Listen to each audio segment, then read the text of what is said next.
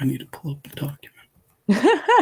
All right. Welcome to Sagas and Sass Season 2. I'm Tara, along with fellow hosts Nick and Nami. This episode will cover Black Powder War, Book 3 of the Temeraire series by Naomi Novik. If you're watching live, join us in the chat, or after the fact, follow us on Facebook, Instagram, and Twitter at Sagas and Sass to continue the conversation. And just a reminder, the views expressed in this show are those of the hosts as individuals and do not necessarily represent the show as a whole. Honestly, for a second there, Nick, it really sounded like you said Sagas and Sauce. So let's just jump in. We start right up with where Throne of Jade left off. Captain William Lawrence and Temeraire, along with the surviving members of the crew, are sent orders to travel to Istanbul to take custody of 3 dragon eggs. We also learn that Prince, I'm not going to butcher his name, the primary antagonist who died in the last book, his dragon, Lien, has sworn vengeance against Temeraire and allied with the French. A guide named Tharke helps Lawrence, Temeraire, and crew get to Turkey, and along the way, Tharke helps them survive ambushes and even makes friends with a pack of feral dragons. Unfortunately, once they arrive in Turkey, they discover that the Sultan has made an alliance with France and is no longer willing to give Britain the dragon eggs. Plus, Lien has beaten them to Turkey and is now present in the court there. Meanwhile, the Sultan has seized Britain's payment for the eggs despite the alliance with France, so Lawrence, Temeraire, and team decide to just steal the eggs. I mean, how could they not?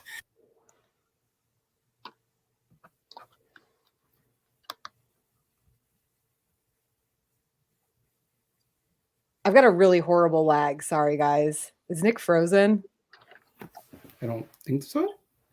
You were muted for a second there, Tara. No, I was muted, but yeah. So did you finish your part, Nick? Because I heard the I mean, how could they not? And then nothing. And I was like, oh no, what happened? And your face is just frozen. Oh my gosh. The podcast version of this is going to require some editing, apparently. It's just going to be a delight. It's okay.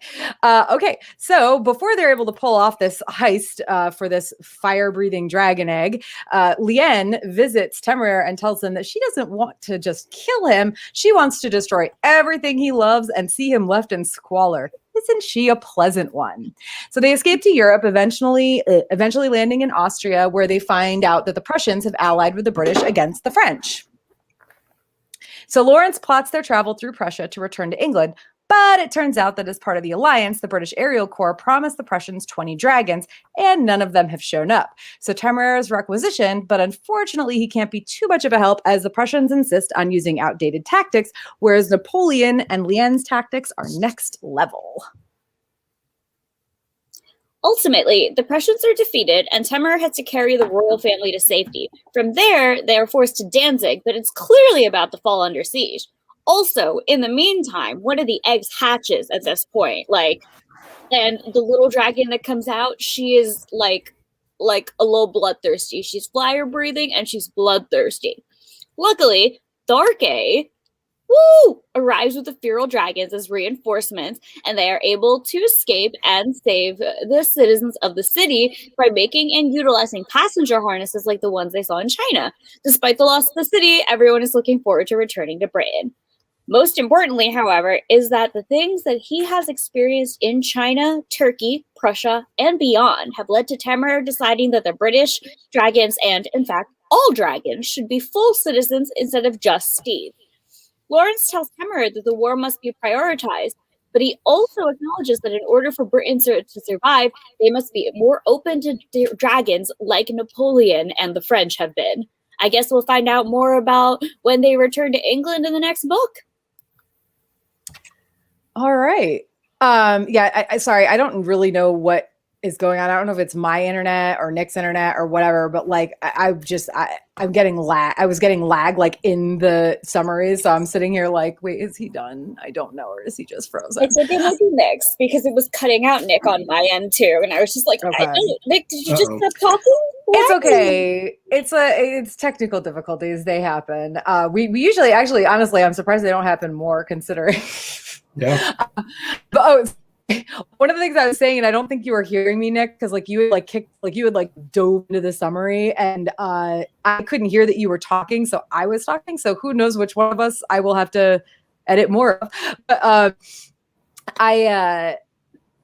I was saying it sounded when you were saying the to follow us on Instagram, Twitter, etc. It sounded like you said Sagas and Sauce, and all I could think of was like, I mean, not really usually unless it's food sauce, but sauce for me actually really it probably Jonathan is usually the only one that has neither food sauce nor alcohol sauce in hand. He needs to get on it, like one way or the other. He needs some sauce.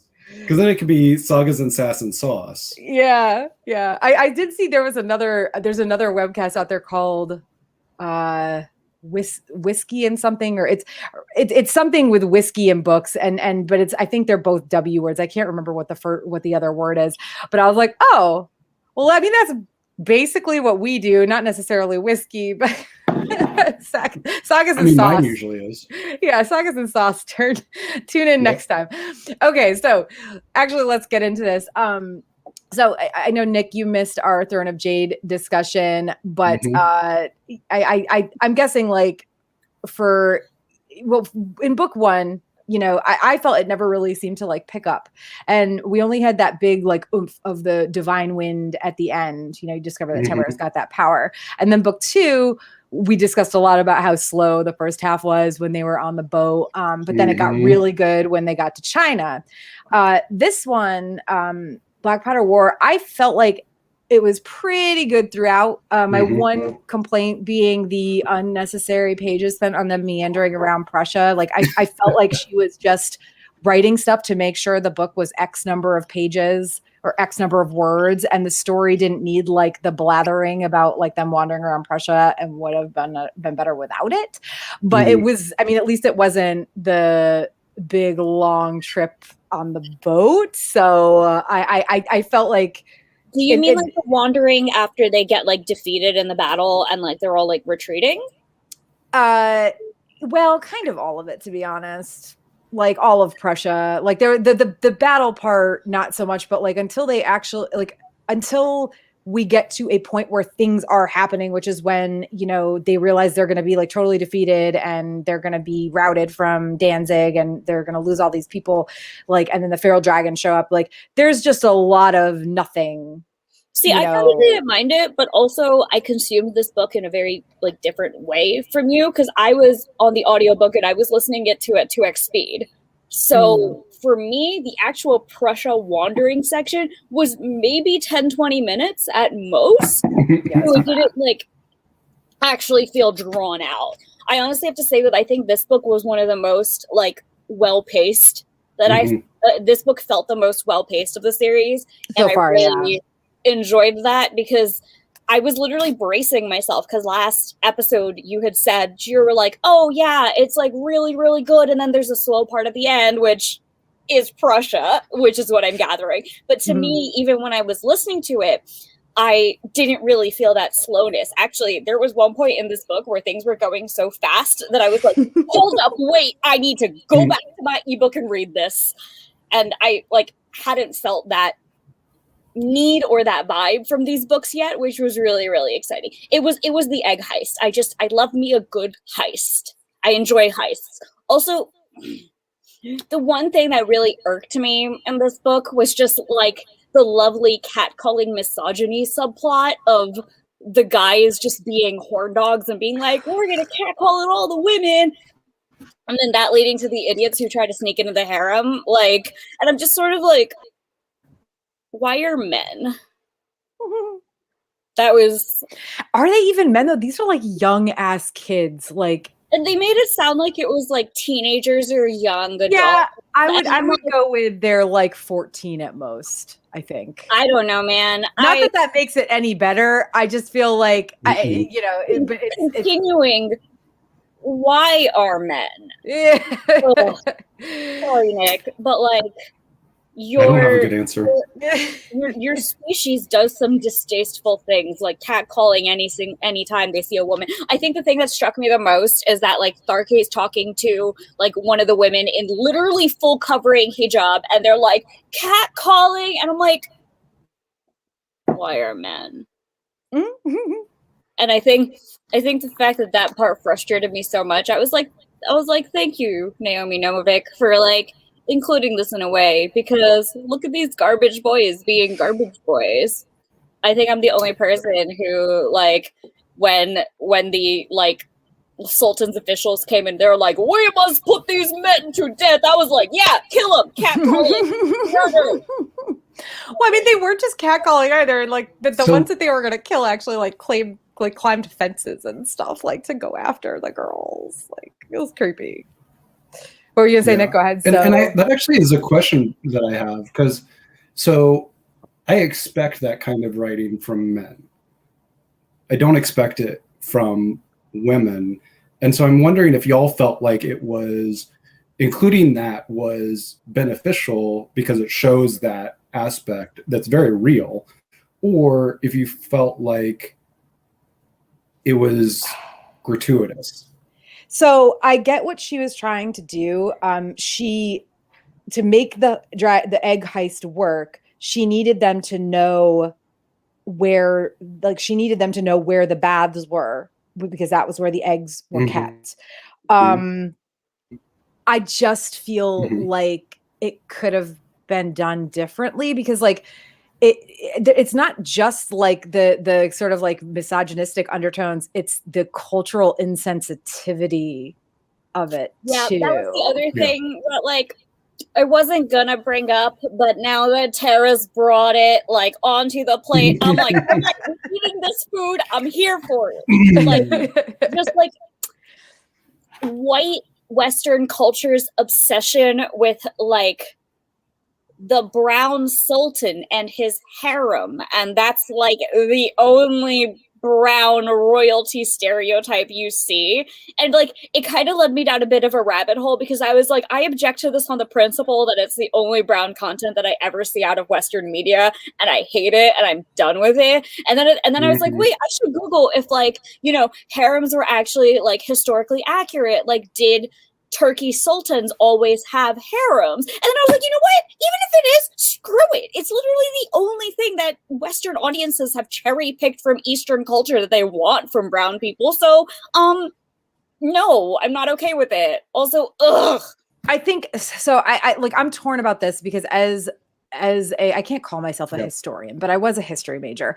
So like, as a history major and as somebody who knows that these books are solidly like alternate history, and that they are very much rooted in real history, I think it does matter whether the Sultan of Turkey at that time had a harem. But I still think that they could have, like, I get why the eggs are there. It's the most guarded place. And, you know, because I'm thinking like, oh, there have to be other baths. Like the Sultan has to have a bath. Like, and it seems like, why weren't they just in the Sultan's bath also? But like, I guess this is supposedly somehow more heavily guarded. I don't know. It's very like, I'm torn about it, because like I do think it matters whether or not this specific Sultan had a harem, but at the same time, like I feel like it was kind of unnecessary, and I also feel like it was just in a way also her adding that sort of extra bit of drama, you know, because like I do think there could have been a different way for this heist to go, like a different place the eggs could have been, a different way they could have, you know, somehow wandered into. I mean, honestly, they're young boys. Why weren't they just exploring in general? You know what I mean? Like, why weren't they just curious young kids, just kind of like trying to like get out of they're stuck in this area and they want to get out and explore? Like, why did it have to be the women? You know, I'm very torn about it, because it just felt, I don't know. Like, I guess in some ways it could have been necessary, but in other ways I'm like, I feel like there would have been a better way to write it. But also, I think we also have to, it being alternate history, and it is very deeply rooted in real history, and B, when it was written, I think probably makes a difference too. Like, I would hope that somebody, if she was writing this book now, she maybe wouldn't have included it in that way, versus like, I'd want to say this book is like 13 years old or something. 14 years old. So I always get frustrated at things like that, because pretty much there are two portrayals of brown women, like South Asian, Middle Eastern, that you see in media. And that is the battered woman in the hijab who has to be modest but is like oppressed by society. And then there's the sexy belly dancer harem woman. And there is no in between. Yeah. So yes, harems may have been historically real, and like I'm absolutely sure they are, but I hate the fact that that is the only like content we get from like my area of the world, and that is pretty much it. So whenever I see any sort of media made by a Western audience that includes a harem with a brown royal, I just immediately go, ugh, not again. Well, not only that, but they're also money thieving, backstabbing villains, essentially. I also have a problem where I understand why you try to root it in as much real world as possible if you're trying to have it be an alternate history, but one where dragons exist. But also you're creating a world where dragons exist. Maybe we could tone down the racism. Maybe we could tone down the sexism. Maybe we could rethink how our societies could be shaped differently because of dragons. And therefore, we could also see how that could change racism, how that could change sexism.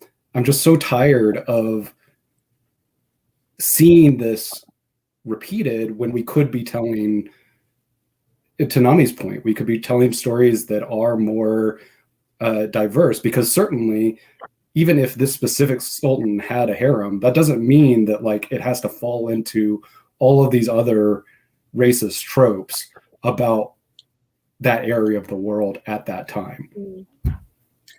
Well, I mean that, and that's a really good point. And also I feel like she's already broken the boundaries of like actual history a bit by having there be women in the British Aerial Corps.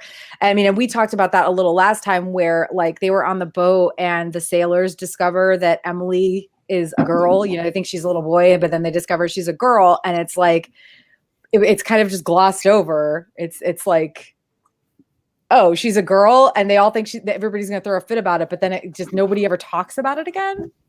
So I think one thing I will say, to Naomi Novik's credit, I think she does get like more sort of aware of the writing that she should be doing, because I have read Spinning Silver, and I think it is a more aware book than this series has been so far, and you can see her growth as an author in that sense. Another thing I will say to Naomi Novik's credit is that most white Western people would not understand the problem of the harem trope. This is what white Western people have been given. This is what they will think of a place without further education. In fact, I'm embarrassed to say that I didn't even realize that Jasmine as a princess and her whole like outfit design was just so like racist that I was like about it recently. And like, you know, and like I'm a brown woman. Like I know that that's not what like actual like brown women dress like traditionally, you know. So it's like, it's one of those things that, like, I understand why she fell into this trope, and I'm not going to hold it against her as a writer, because I have seen her become more aware in her later writing. I just generally wish people didn't do this, and I just generally think it sucks, which is also why at the very beginning of the series, when we started reading it, I was like, oh man, historical fiction, the dragons from China, can't wait for all the great Orientalism and colonialism content we're gonna get. Yikes. You know, and so far, like, a little bit, yeah, but I want to in that vein, and I'm sorry if you guys had any more thoughts about this, we could definitely like rotate back to it. But since we were talking about kind of like the bad things that she did regarding like racial awareness in this book, and the one thing that I will hold against her though is like the feminism stuff, because like she's a woman, she should know. So I do wonder why she included that, because all it did was make me hate those boys and be like, fuck you, murder them, versus being like, ah yes, the poor lads. But that aside, I loved Tharke. I really, really loved Tharke. He pissed me off so much in the beginning, but then when him and Lawrence like finally have that showdown where he's like, I don't look like I belong and people are racist to me because of it, so I just manage their expectations and act like a shitty person, so when they're shitty to me I can be like, oh yes, it's because I'm being shitty, not because they're being racist. And I was like, damn son, like that really that hit me deep in the feelings, and I was, God, I love Tharke, and the fact that he actually came back, I was like, oh my God. And like low-key, I looked him up in the wiki, and I'm really happy to say that he stays as a main character in this series, and I'm so glad because there's finally a character that I like actually care about. Also confirmed through the wiki and like Naomi Novik's content that Tharke is British and half Nepal, like from Nepal. So yeah. Nepalese. I don't know how to pronounce it, and I'm Nepalese. Well, speaking of Tharke, I was really sad for him about, was it an eagle or a hawk? It was a hawk. Yes, his bird died. It was so sad. His poor bird friend. This book had a little bit more death than previous ones for sure. Like I wasn't I don't know, it still wasn't anybody super important, but it was like, one of the boys though. What's his face? Yeah, Digby. Yeah. Oh my gosh, yeah. When he like tried to, oh my God, that was a terrible freaking death too. Like the imagery of like a broken child's body with like a broken egg embryo on top of it. It's like very gory in a way that I wasn't expecting, and it just made me really sad. Nick, I immediately texted Tara because I wasn't sure how far you were in like reading, and I was like, they killed the babies. Yeah, they killed a character that I know. I do want to say, back to a point you were making, Nami, I think this book was written in like 2006. Yeah. Which is a very different time. And I do want to give credit to Naomi for like how the places where she really did great, considering this was written in 2006. I was like I'll say that, like I would not have written as I mean, I'm not as good of a writer as Naomi is, but I would not have thought to include some of the really important things that she included, and I do think that's worth giving notice for. As much as we also, critique the books we read, it is also important to look at, where they were and where they've come. And I agree with you. Like, I haven't read Spinning Silver, but I've read Uprooted, and it's a different experience because that was a more recent book that she's released. I mean, I haven't read any of her more recent stuff, so I don't, I can't say much about how much she may have like improved as a writer or whatever. But yeah, like I mentioned that earlier, I know this book. I want to say the first Temeraire was 2006. So this one was maybe, let's say 2000. It was published in 2008 or 2009, but she was probably surely writing it a year or so before that. And yeah, I do think that there's things that she clearly like went out of her way, or she was just good about, and I think I was trying to say that earlier. Maybe I didn't say it that well, but like I definitely, you can see just between the first book and the second book and the third book, each one, she grows a little bit more as a writer. And maybe some of it is more, for at least that I'm noticing, it's more like plot development and character development. But I think she also, shows promise in the fact that the way she portrayed like Chinese society wasn't as, like I know Nami was pretty afraid of, like, she's like, oh, but it wasn't really as anyway. I don't know how problematic I would even say it was. It was like really good. Obviously, I'm not like a Chinese person, I can't say if it was like accurate to what Chinese society is actually like, but none of it included what I consider the normal harmful Chinese stereotypes, and it actually, you know, just presented them as a society of functioning, fine, great people. And in fact, in ways it kind of was just like, yeah, here are all the ways that China's better than England, like go fuck yourselves. Like it kind of made me really, really happy, which is why in a way I'm also not super upset by how things kind of go down in Turkey, because you also realize that like the reason shit is ruined in Turkey is because Lien showed up and is like, hey guys, well, what if y'all were just assholes? And they were like, what? And she's like, I'm a dragon, be an asshole. Look at my face. And you know, I read that more of a, you know, it's very easy to agree with a giant dragon to be greedy when there's a giant dragon going saying, hey, keep the money. And, you know, it was that part, at least to me, read less like, oh, evil brown people, but more like evil dragon trying to ruin things, ruined a perfectly good deal by playing on human greed in general. Yeah. You know, I did like that it wasn't just like they did that on their own. They did that because Lien had her like whole other thing. Also, this book made me really love Lien. Like as a character, I thought her whole development was really good because, you know, from her point of view, like Yongsheng was the shit and he was doing his best to make China independent of the West and like not deal with those crazy Brits. And let's be fair, Yongsheng was kind of right. Like they should not have. And like, so to Lien, like Temeraire and his weird human are like the absolute worst. So I did really love her like character development and the absolute power of her just sort of flying in and being like, hey, you're an infant and I will destroy everything you Oh want. yeah, I like for real. I want to read what she actually says to him because I have to imagine that Naomi Novik has read Song of Ice and Fire, because Lien says, I will see you bereft of all that you have, of home and happiness and beautiful things. I will see your nation cast down and your allies drawn away. I will see you as alone and friendless and wretched as am I. And then you may live as long as you like in some dark and lonely corner of the earth, and I will call myself content.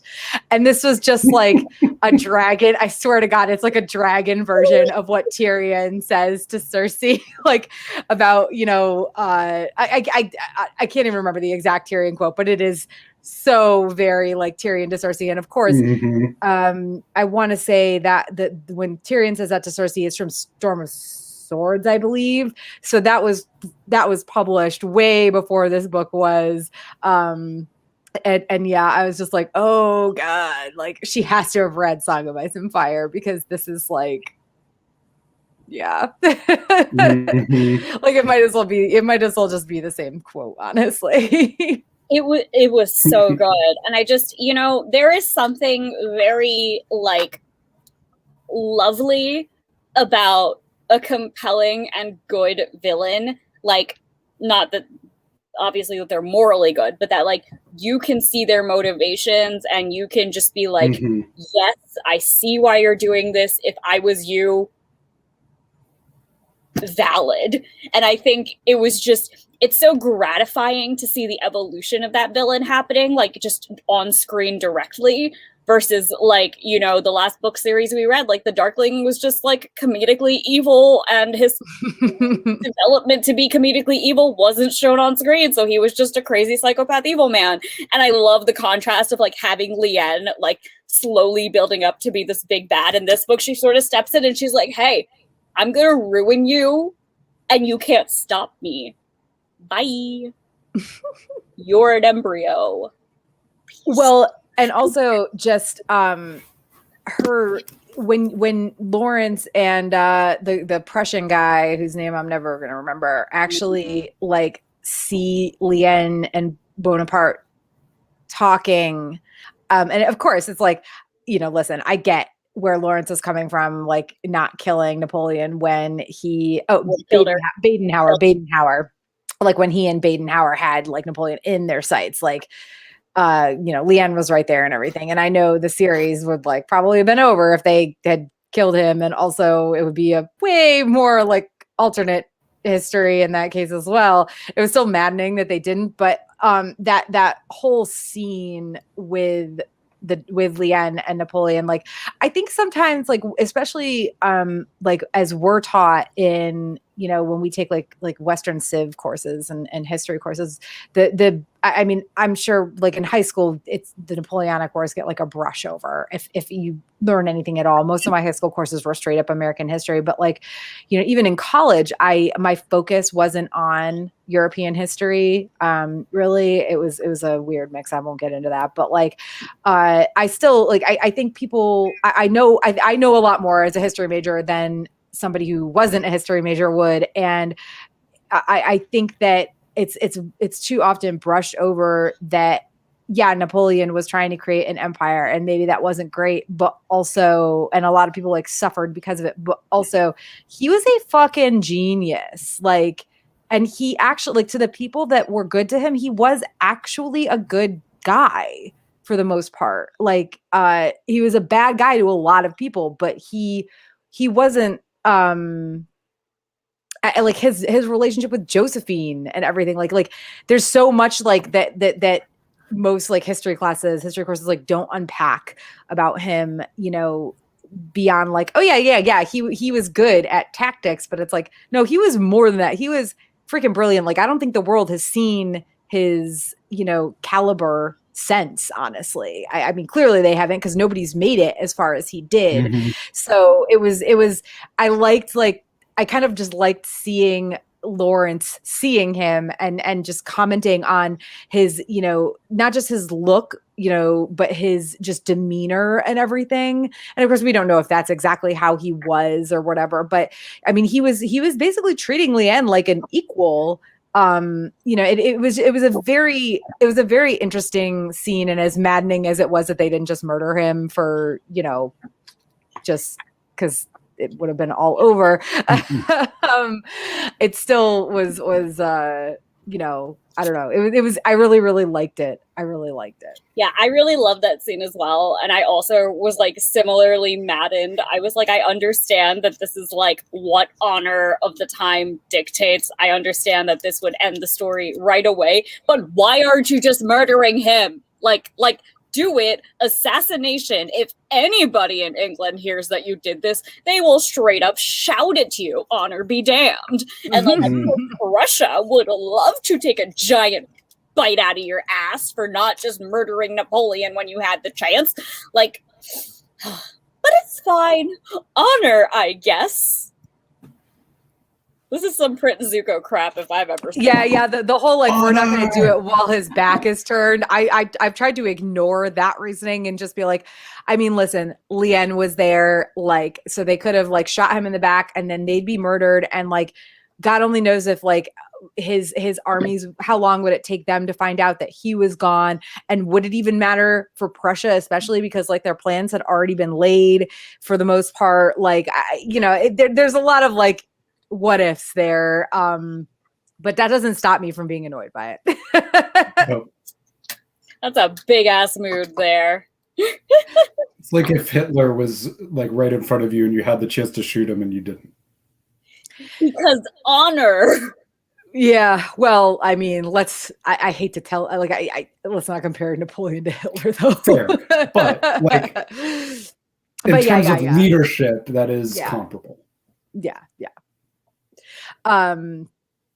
So I jumped ahead a little bit to that scene just because I wanted to, you know, make sure we talked about it. And also it kind of just goes along with the Lien stuff anyway, because, you know, like we said, she I mean, clearly she always had that in her, that level of like involvement and knowledge and everything, but in China it was kind of useless, I guess. Like she had the teachings or whatever, but they weren't ever going to necessarily, at least at this point, employ them or her. Maybe if Yangshing had become, you know, emperor or whatever, it would have been different. But I mean, and she's still around, and I'm guessing she's going to be around, and she's going to continue to be this sort of, if not immediate, certainly background villain. But I mean, she really quailed Temeraire. You know what I mean? Like he was scared shitless after he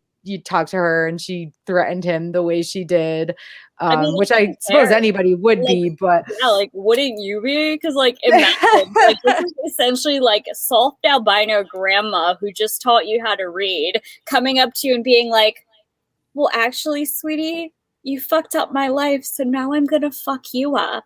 yeah. And you can't stop me because I'm older and smarter, so too bad. And it was just like the sheer fear of that. I'm just like, oh God. Yeah. And she is I mean, not just the older and smarter, but she's just generally like I mean, like the fact that Napoleon is listening to a dragon's ideas on military tactics is clearly very important, because that's why they do so well in these battles against Prussia in this, version of history. Mhm. So I am definitely interested in seeing how far they take her involvement, like in the future, especially, you know what I mean? Because I mean, we all know how like the Napoleonic Wars ended, and I also think there's so much other stuff that is going to go on. I mean, I'm pretty sure we know that at some point we talked about when we were talking about Throne of Jade, we talked about the fact that at some point they're going to get to America. I'm pretty sure. I can't remember if it was Nami or Jonathan. America, yeah.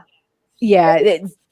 So they end up in the Americas at some point. So, I mean, there's 9 books in this series. So it can't all just be Napoleon and Liane, but I'm definitely, I'm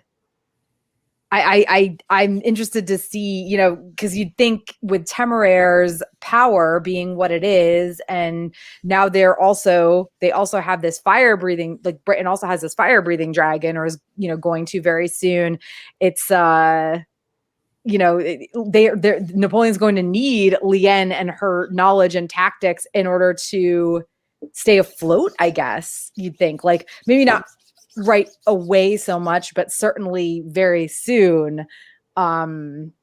So yeah, I'm interested to see like how much more involved she gets and how long she actually stays. Like, is she gonna last the whole series? Like, I don't know, but I think if Napoleon lasts the whole series, and now she is essentially Napoleon's like greatest ally and tactician, that like she too would last for a long time. Yeah. But speaking of the Babby fire breathing, I was gonna say, can we talk about Sierra? That's like it's like I didn't even realize I was making a segue, but I did, because wow, this dragon. What's her name again? And she's such a gremlin. She's got such gremlin energy, and I really identify with that. And also just like the sheer like reckless toddler energy of her being like, that's my food, Temeraire. And Temeraire's like, I am so much bigger than you. Like, I could just take it. She's like, no, I would fight you and I would win. What's her name again? Do you remember her name? Ischia. Ischia. Okay. I feel like it's like Temeraire is like the geriatric millennial, and Ischia is like that. He's like she was born the last year millennials were born, and Temeraire is just like, back in my day, we didn't have computers in our pockets, child. Like. Also, the funniest thing to me was just like when Temeraire got jealous that she was going to take Granby, and he was like, he can't have her. She can't have him. He's mine. That's my human. I'm just like, it was so cute. And then he's like, take Alan. I don't give a shit about Alan. And I was just like, fuck Alan. Temeraire. And then, of course, Will in the background just being like, Temeraire, that was mean. Like, don't do that, Temeraire. And then, of course, just, God, Ischia is such a gremlin. And I think part of the reason that I'm, like, believing that so much is because one thing that I loved about this audiobook is that the voice actor for this is just, like, he's, like, a regular old British dude. And Sarah's voice, he just does, like, this squeaky little angry toddler voice. It's so pretty impressive. It is amazing. It was so iconic. So every time Ischia says something, he's like, no, I will not. I want my cow. So good. See, that's not how I would have pictured her voice at all. Like I wouldn't have pictured it that like high pitched and angy. It's so funny because like I can't get the Angie baby dragon out of my head now, and then of course Temeraire, like that one point where they're in a battle and like they're at the very back and none of their allies are in the way, and he's like, you can breathe fire at them now, and she's like, yay, fire! And her like riding the cow that she's trying to kill and not letting Temeraire cut it open for her. Just God, everything about her was such a treat, and I'm so excited for Granby to have like the worst ass time trying to figure out how to deal with her.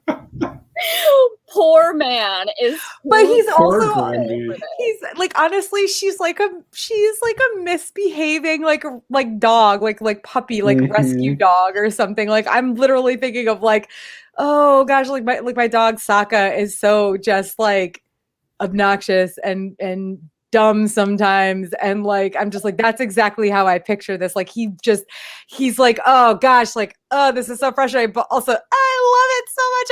I love her, she's mine, you know, like I don't know. It's so like good. I enjoy her a lot, and I'm also getting to the point where I can start to see why this series has like such like a small but dedicated following, because as I'm getting deeper into it, I'm finding characters that I enjoy. Even Lawrence, that boring boy, is growing on me little by little. Because like by the end, because in the middle he's having his whole Temeraire, we can't make changes during war. Everyone's just gonna get distracted, and Temeraire's sad, and then he's sad. And then by the end, he's like, you know what, Temeraire, we're fucking going for it, cause Napoleon's doing it. And I'm just like big mood Lawrence, bud. And he's also, I feel like he's a lot less dumb in this book.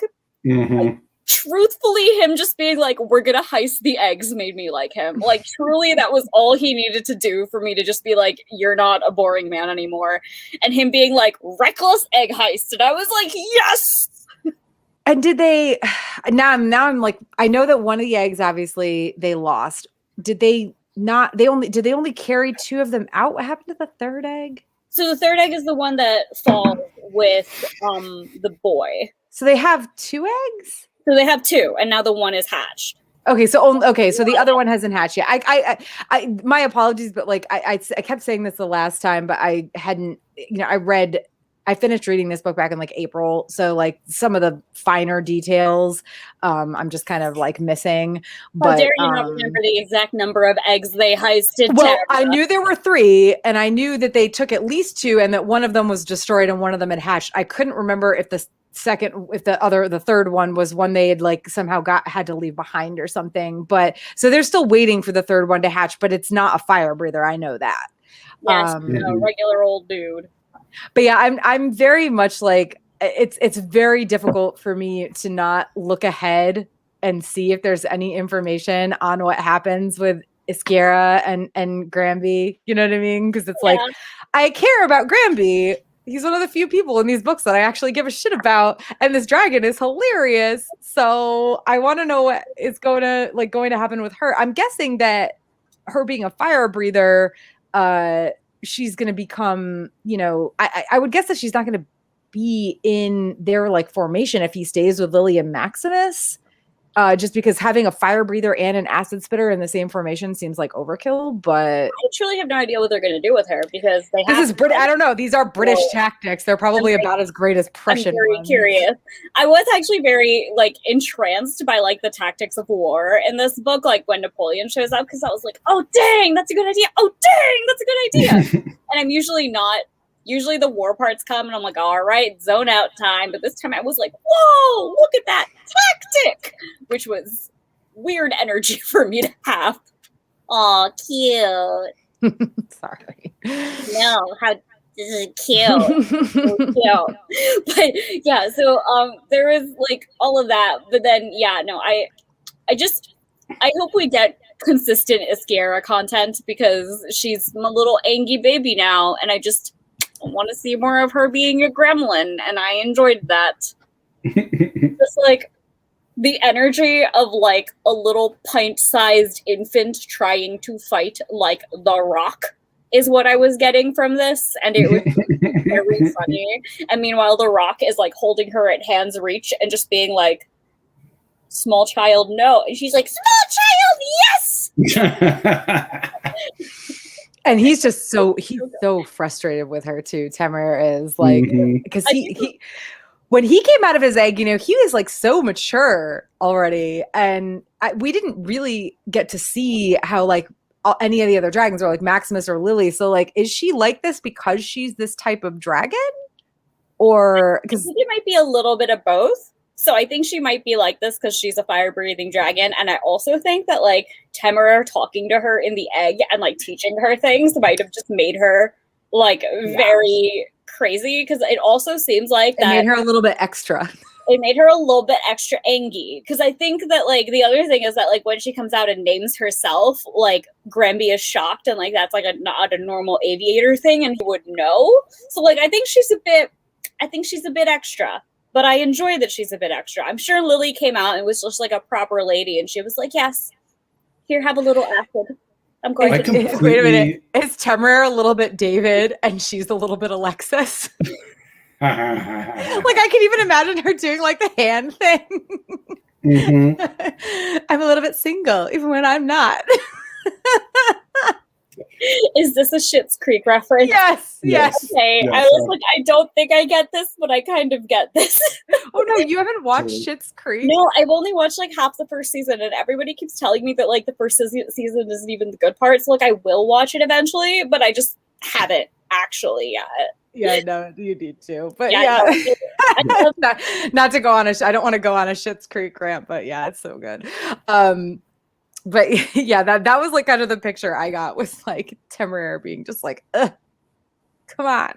And she's like, "You, Temeraire." I think my favoriteest part about it though was that like Temeraire was like, "I'm sure I wasn't like that as soon as I came out," and Lawrence was like, "I will wisely not say anything," because while Temeraire wasn't like full gremlin energy, he was like gremlin adjacent. I would say he was like a wise gremlin, and it's just really funny for him to be like, "I wasn't like that," and Temeraire and like Lawrence to be like,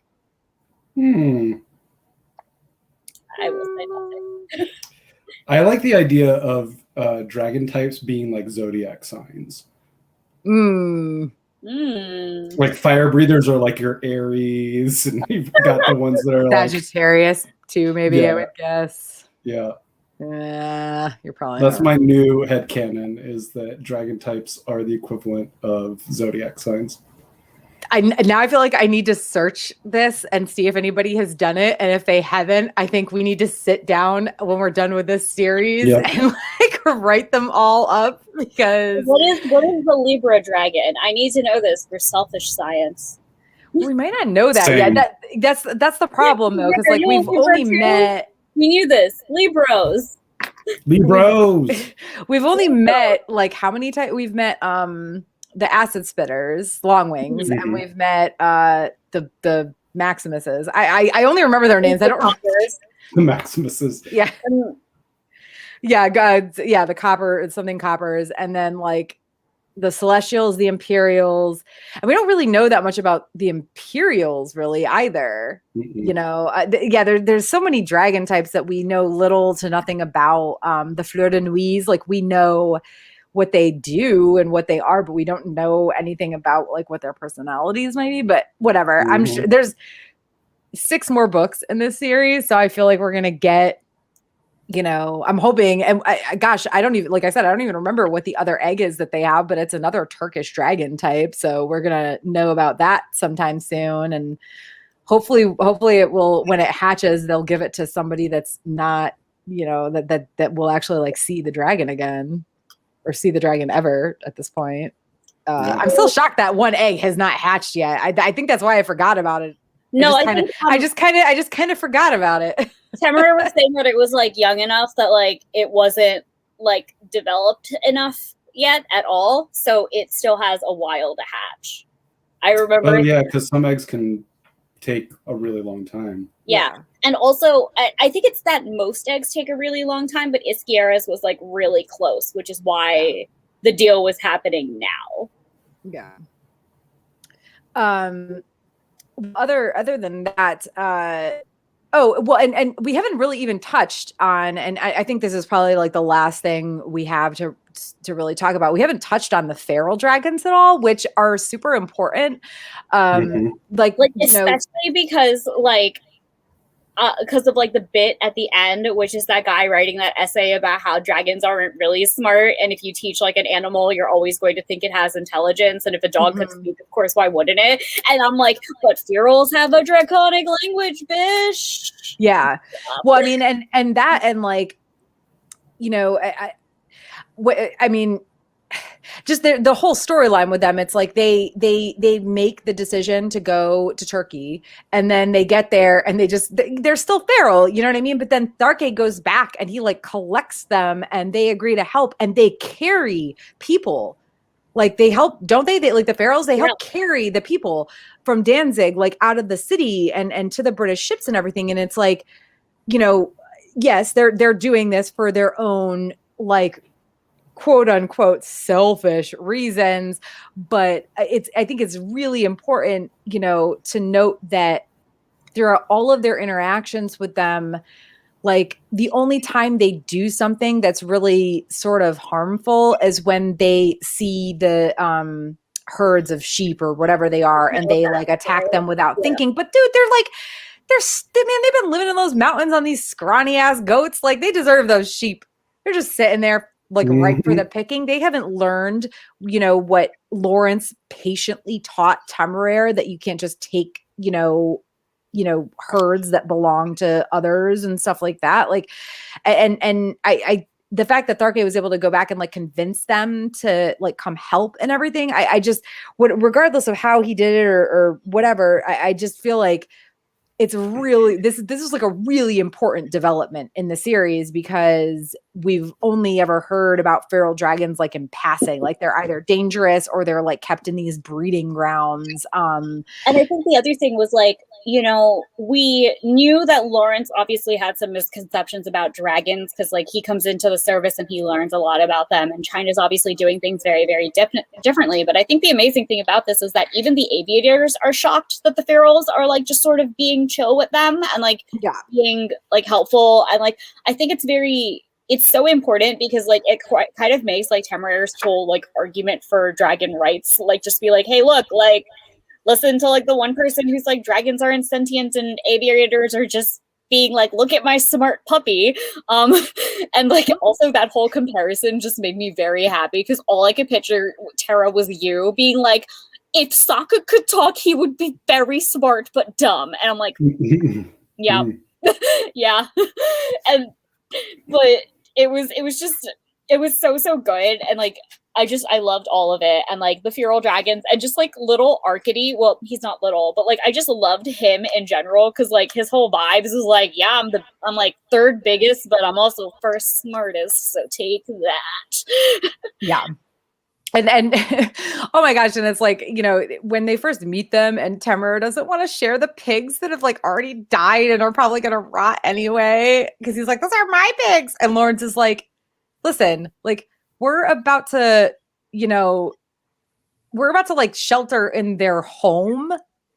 Like we need to stay here. We've lost all of our tents and everything. And you cannot possibly eat all of these pigs before they rot without making yourself sick. So maybe share with others. And with like Lawrence being the one to say that was like, oh, okay. This is like, oh no, Lawrence, I'm feeling a thing for you. But like, honestly, if you really think about it, it's the way of looking at like the uber like billionaires, that it's like, do you really need all of this money? What could you possibly do with all of this money? You've bought everything you could possibly ever need or want. Why don't you share it with the people who are helping you make your living? You know what I mean? Like it's I don't know if that was the point Naomi Novik was trying to make, but that's what it is. Like, you don't need these riches. Why don't you share them with the people who do, especially as they're the ones that are helping you do a thing? I know some of the connections are a little bit tenuous, but And No, maybe I'm also I just not definitely- describing them correctly. No, I definitely see it because, like, to me in the moment, I just read it as like, ha, Temeraire, you feral boy. Look at you and your dragon tendencies to hoard. But like, let's be fair, dragon tendencies are rich people tendencies, and there is a definite parallel there. And yeah, no, you're right. I see it now, and I didn't see it at first. And now that I see it, I'm like, yep, that is intentionally what it was, and I will not unsee it. So.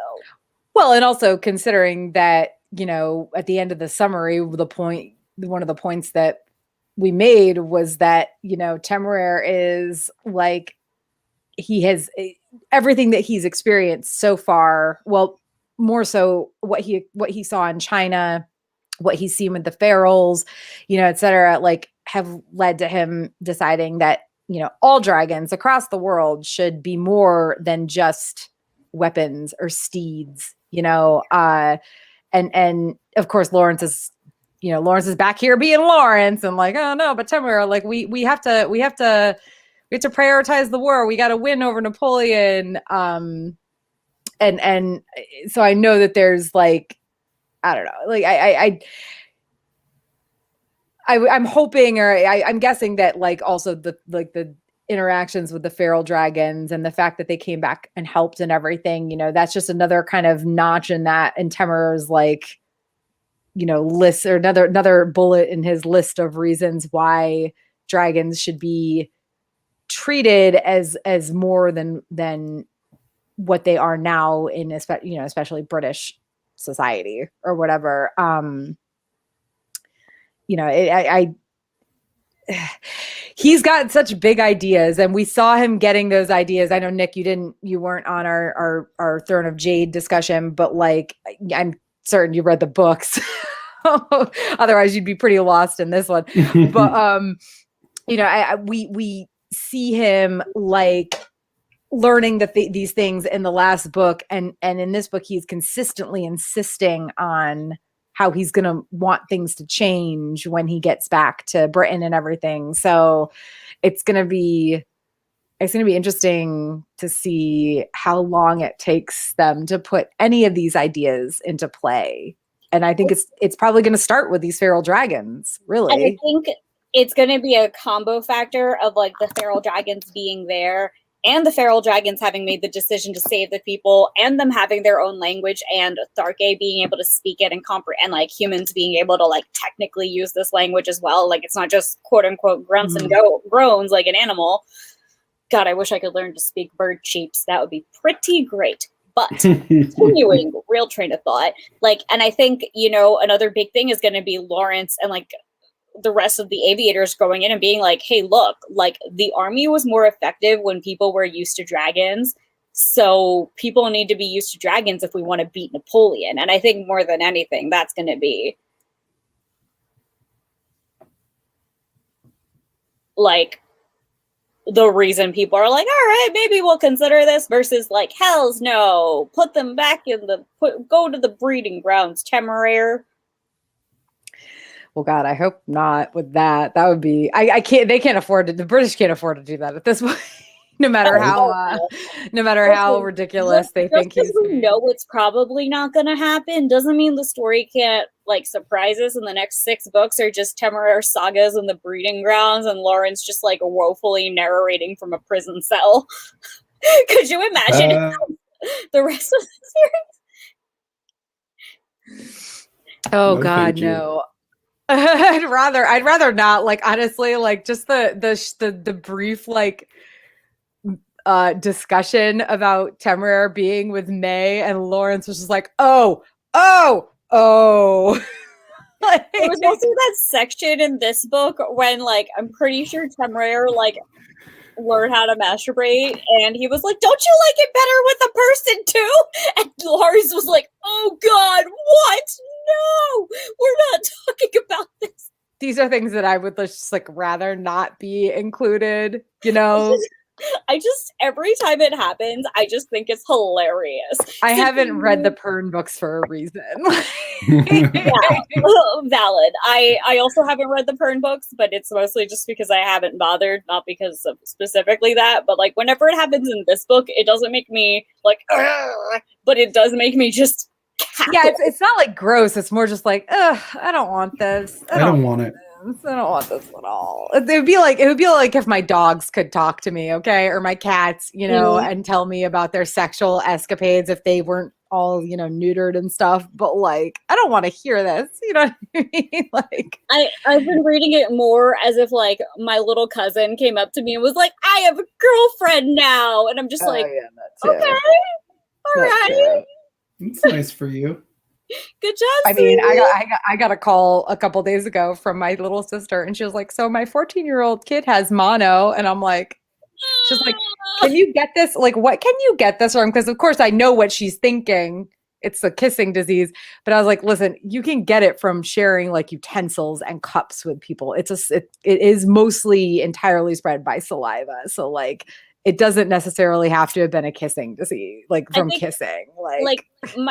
This is like slightly like one step beyond, but I think my favorite thing about that section of the internet that's like, I have an STD and I need to tell my partner that I got it from a toilet seat is the fact that apparently people believe that.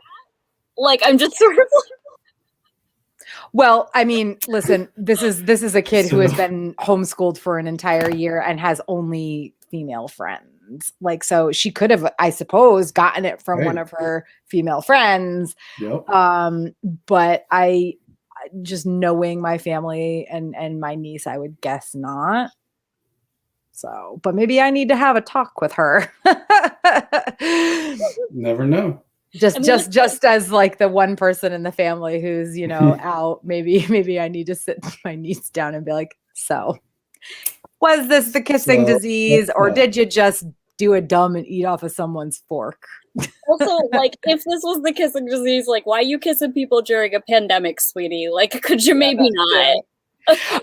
Well, I mean, now I'm just thinking about gross dragon sex and like dragon like STDs. No, this is just a road I don't ever want to go down. My brain didn't go down there, but now that you mentioned it, my brain is there, and I would like a refund, please. Okay. So any last thoughts before we wrap up our Black Powder War discussion? Nope. No, I mean, I think like generally, I think that it seems like the general consensus is that these books are getting better as we go on. Like I know that for me at least, this book had its slow. I guess Nick, you listened to it as well, right? Mm-hmm.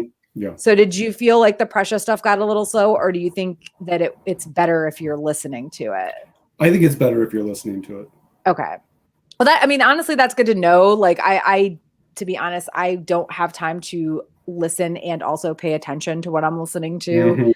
Mm-hmm. Like my like I'm listening to something in the background is I would not actually remember too much of it. Luckily for me, I have like some specific like crafty things that I do at work that like very high like visual and like hand coordination, detail oriented, and then I just have nothing to occupy my actual brain. So like this is kind of perfect because like and I'm also one of those weird people that listens to everything on double speed, so I can listen to audiobooks on 2x or 2.5x or 3x, which most people find batshit crazy. But like that's pretty batshit crazy. Yeah, I pretty much default for 2x, and sometimes I'll go up to 3x if like a book is like, I'm over 10 hours, and I'm like, no thank you, you are 4 hours now. I can listen to them at like 1 or 1.5, but that's about it. But the only time I've been able to like listen to audiobooks and actually pay attention is when I'm driving, and I don't drive anywhere, so yeah, I've started to have a commute again, so I have been listening to it during my commute, which is the reason why I'm listening instead of reading. Well, I mean, honestly, that's good though. Like, it's good to know because I feel like, and even I say that the Prussia, there were some slow parts in the Prussia part of this book, but when I say that, it's like I was bored for like 20 pages at a time, at most. So I feel like you can definitely see Naomi Novik's growth as a writer, and in terms of pacing and plot development and character development and everything. So I think another super good thing that happened for me this book is that like I've really gotten fully back into reading as I used to be, like back in like middle school. So like now I'm literally reading 5 books at once. So whenever I get even slightly bored with something in any one of my books, I just immediately switch to another book. And I think that in general has sped up my reading speed a lot. And like in the last, like, what was it? Like in the last 2 weeks, I've finished 4 books just because I keep switching whenever I get bored. So it just speeds up my like reading speed as a whole, which I know sounds batshit crazy and doesn't work for most people, but it works for me. So I was reading this and like a really like female-centric biblical story like at the same time. That was like also like just like what's it? Which one? What is it? So it's called Nama, and it's basically it's like the story of the wife of Noah, like when they're on the ark. But it's also that one. Yeah, but it's also just like generally like very, very weird. Like she's also like bisexual, and she's having like, and she like meets an angel, and like she just like goes swimming all the time, and like she like had a secret lover back in like human times when all the other humans were alive, and she like talks to God and like hallucinates friends. It's really, I will have really to look, because I weird. definitely read a kind of weird book about one of Noah's wives years ago. So it depends on how old it is, but if it's not the same one, then maybe I have a book to suggest to you as well. It is it is nothing like I have ever read before. I picked it up because I was like in a weird space, and I was like, I want to read something weird, and I started reading this, and I'm like, indeed, this is weird. And it was entertaining and fun. Well, on that note, speaking of entertaining and fun, so this concludes our Temeraire coverage until August. We are breaking, because the Temeraire series is 9 books, and that's a lot of books, especially considering they're all kind of in the same vein, unlike the Grishaverse, where there's a really good mix of what type of novel you're reading. Like you've got the YA solid, like original Grisha trilogy, and then the Six of Crows duology that's heist, and then the Nikolai duology that's, I don't really know how to describe it, but it's neither one of those. And the extra text and everything. So we are breaking from Temeraire for the next 3 webcasts. So in 2 weeks, which will be Wednesday, June 23rd, we are going to be covering the 5th season by N.K. Jemisin. I'm almost done with it. I just started reading it a couple days ago. But these are very, very different from both things that we've been covering. They're I'm so excited. I devoured all 3 books in May, actually. So I'm just like sitting here and I'm like, now let's talk about them. So this goes for both of you guys. If you want to scream about these in my inbox as you're going, like I have read them all. So nice. Well, I will probably have to do that after I finish this one, because I'm pretty close to done, and I am like, whoa. But so starting on our next webcast, which is Wednesday, the 23rd of June, we'll be covering 5th season, and then we'll be covering, I don't even remember. Obelisk Gate is the second one, which is going to be Wednesday, July 7th, and then Wednesday, July 21st, we'll be covering the 3rd one, which is The Stone Sky.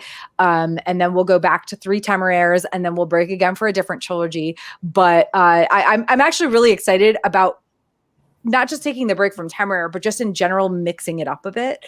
So so I'm excited to talk about the 5th season in 2 weeks. And thank you guys for discussing this. And I love that we're all, even though I think we were all kind of we're getting into this series, but we're not loving it. But as we go on, I think we're all just enjoying it a little bit more with each book. And I have high hopes, I think, for the rest of the series. So thank you guys for discussing this. Once again, I'm Tara, along with Nick and Nami. And thank you again for joining us for Sagas and Sass. And we'll see you in 2 weeks when we start talking about the Broken Earth trilogy by N.K.